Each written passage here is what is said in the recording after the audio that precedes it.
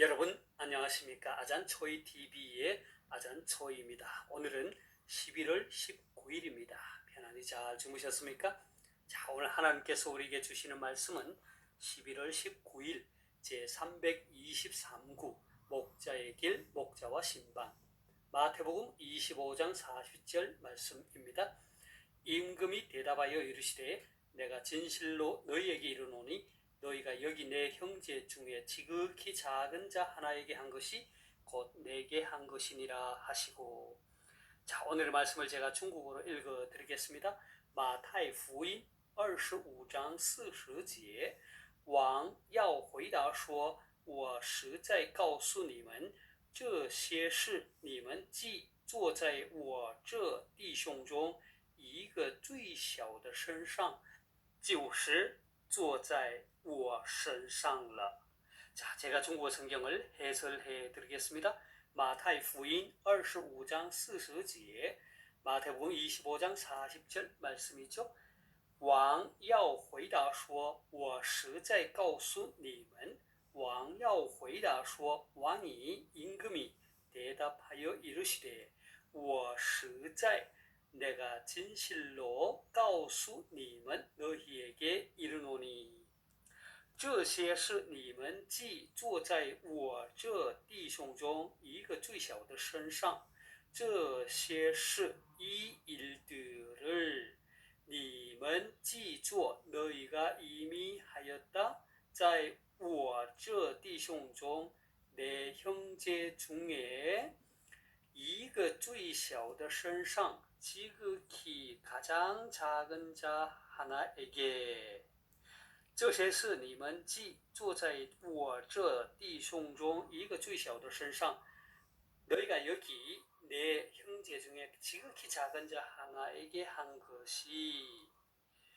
就是坐在我身上了就是곧 무엇이다 坐在我身上了 내 몸에 한 것이니라. 되겠습니까? 자, 다시 한번 중국어 성경을 전체적으로 정리하겠습니다. 마타이福音25장 40节 마태복음 25장 40절 말씀 王要回答说我实在告诉你们 임금이 대답하여 이르시되 내가 진실로 너희에게 이르노니 这些是你们既坐在我这弟兄中一个最小的身上 너희가 여기 내 형제 중에 지극히 작은 자 하나에게 한 것이 就是坐在我身上了 곧 내게 한 것이니라 하시고. 되겠습니까?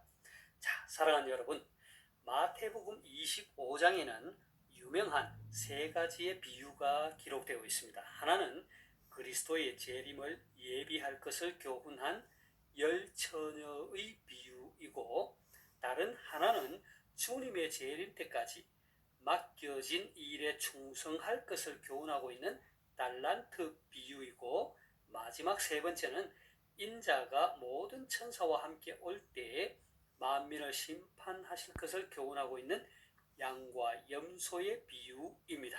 자, 오늘의 말씀은 양과 염소의 비유 가운데 나오는 말씀이죠. 양과 염소의 비유는 이렇게 시작합니다. 31절에서 33절까지 말씀을 함께 보겠습니다. 인자가 자기 영광으로 모든 천사와 함께 올 때에 자기 영광의 보좌에 앉으리니 모든 민족을 그 앞에 모으고 각각 구분하기를 목자가 양과 염소를 구분하는 것 같이 하여 양은 그 오른편에 염소는 왼편에 두리라. 예수님께서 재림하셔서 심판대에 앉으시면 목자가 양과 염소를 구분하듯이 모든 사람을 오른편 왼편으로 구분하시고 나누신다고 합니다. 그런데 34절에 보면 심판의 주가 되시는 인자이신 이 예수님께서 임금으로 호칭이 변합니다. 34절을 함께 보겠습니다. 그때에 임금이 그 오른편에 있는 자들에게 이르시되 내 아버지께 복을 받을 자들이여 나와 창세로부터 너희를 위하여 예비된 나라를 상속받으라 했습니다. 임금이신 심판주 예수님은 먼저 오른편에 있는 자들 곧 양으로 분류된 자들에게 내 아버지께 복을 받을 자들이여 하시며 천국을 상속받으라고 하십니다. 그리고 그들이 천국을 상속받게 된 이유를 이어지는 35절, 36절에서 말씀하십니다. 함께 보겠습니다. 내가 줄일 때에 너희가 먹을 것을 주었고 목마를 때에 마시게 하였고 나그네 되었을 때에 영접하였고 헐벗었을 때에 옷을 입혔고 병들었을 때에 돌보았고 옥에 갇혔을 때에 와서 보았노라. 자, 여기에 보면 오른편에 있는 자들의 자비로운 행위 6가지가 나열됩니다. 그런데 이러한 자비의 행위들에 대한 심판주의 말씀에 오른편에 있는 의인들은 의외의 의문을 표합니다. 그 의문은 우리가 어느 때에 그 6가지의 자비로운 행위들을 행했느냐는 것입니다. 이것은 그들이 의식적으로 선을 베푼 것이 아니라는 것입니다. 다시 말해서 그들은 천국에 들어가기 위한 자격을 확보하고자 자비를 베푼 것이 아니라는 것이죠. 그들은 오직 하나님 나라의 의를 구하는 마음과 예수님을 온전히 따르고자 하는 동기로 예수님의 가르침을 실천한 것일 뿐임을 말하고 있는 것입니다. 이러한 오른편의 사람들의 반문에 심판주 되시는 임금은 이렇게 말합니다. 오늘의 말씀인 40절 함께 보겠습니다. 임금이 대답하여 이르시되 내가 진실로 너희에게 이르노니 너희가 여기 내 형제 중에 지극히 작은 자 하나에게 한 것이 곧 내게 한 것이니라 하시고, 자, 여기에서 말하는 내 형제는 그리스도를 믿음으로 하나님의 자녀가 된 모든 그리스도인을 가리키죠. 그리고 지극히 작은 자란 중요하지 않은 혹은 대수롭지 않은 사람을 가리키는 것입니다. 다시 말해서 소외받고 고통당하는 자를 말하는 것입니다. 그러니까 심판주 되시는 임금 곧 예수님께서는 그 지극히 작은 자와 당신을 동일시하고 있는 것입니다. 다시 말해서 지금 소외받고 고통당하는 자에게 선을 행하는 것이 곧 자기에게, 다시 말해서 예수님에게 행한 것이라고 말씀하신 것입니다. 자, 이제 심판주 되시는 임금이신 예수님께서 왼편에 있는 자들을 어떻게 심판하신지 보고자 합니다. 그들은 저주를 받은 자들로서 예수님에게서 떠나 마귀와 그 사자들을 위하여 예비된 영원한 불에 들어가는 심판을 선고받습니다. 그 이유는 앞에서 살펴본 바와 같이 오른편에 있는 자들 곧 의인들이 행한 6가지의 자비로운 행위를 베풀지 않았기 때문이었습니다. 그런데 이들도 의인들처럼 똑같이 반문합니다. 그러나 그들의 반문은 의인들과 달리 우리가 언제 그 자비로운 행위들을 하지 않았냐는 반문이었습니다. 이에 대한 임금이신 심판주의 대답은 지극히 작은 자 하나에게 하지 아니한 것이 곧 내게 하지 아니한 것이라고 했습니다. 결국 그들은 의인들처럼 무의식 중에 그러나 지극히 작은 자에게 자비를 행하지 않았던 것입니다. 양과 염소의 비유는 다음과 같이 결론을 맺습니다. 46절을 함께 보겠습니다. 그들은 영벌에 의인들은 영생에 들어가리라 하시니라.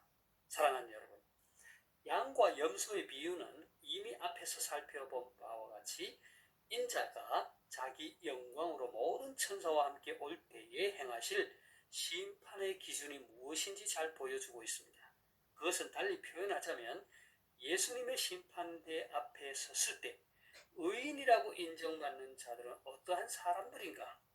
그리고 하나님 아버지께 복을 받고 창세로부터 의인들을 위해 예비된 나라를 상속받는 자들은 누구인가라는 것입니다. 이 비유는 지극히 작은 자 하나에게 자비와 긍휼과 사랑을 베푸는 자들이 의인이라 인정받고 하나님 나라를 상속받을 것이라고 말합니다.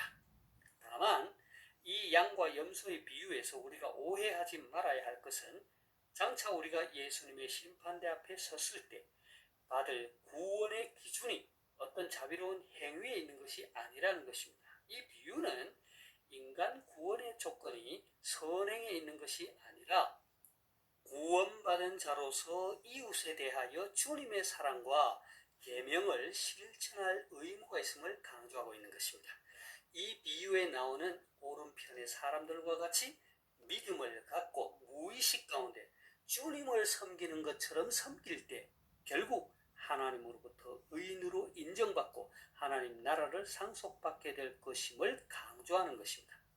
이 양과 염소의 비유는 목자와 신방이라는 주제에 비추어 볼 때 목자의 길을 걸어가는 저와 여러분들에게 주는 도전이 매우 큽니다.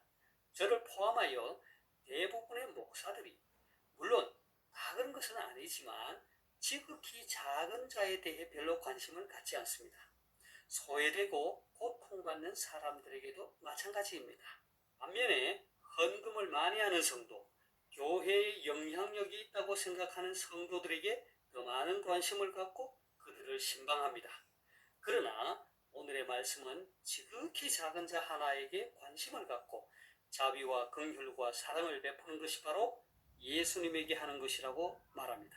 그리고 장차 심판대 앞에 섰을 때 의인으로 인정받고 하나님 나라를 상속받고 영생에 들어갈 것이라고 합니다. 바라기는 저와 여러분 모두 지극히 작은 자에게 더 많은 관심을 갖고 그들을 찾아 신방하고 그들에게 자비와 사랑을 베풀 수 있기를 소망합니다. 오늘의 말씀을 다시 한번 읽고 마치도록 하겠습니다. 마태복음 25장 40절 말씀. 임금이 대답하여 이르시되 내가 진실로 너희에게 이르노니 너희가 여기 내 형제 중에 지극히 작은 자 하나에게 한 것이 곧 내게 한 것이니라 하시고. 马太福音25章40节，王要回答说：“我实在告诉你们，这些事你们既做在我这弟兄中一个最小的身上，就是做在我身上了。” 하나님께서 여러분에게 복 주시기를 원합니다. 愿神赐福大家，明天再见。내일다시 뵙겠습니다.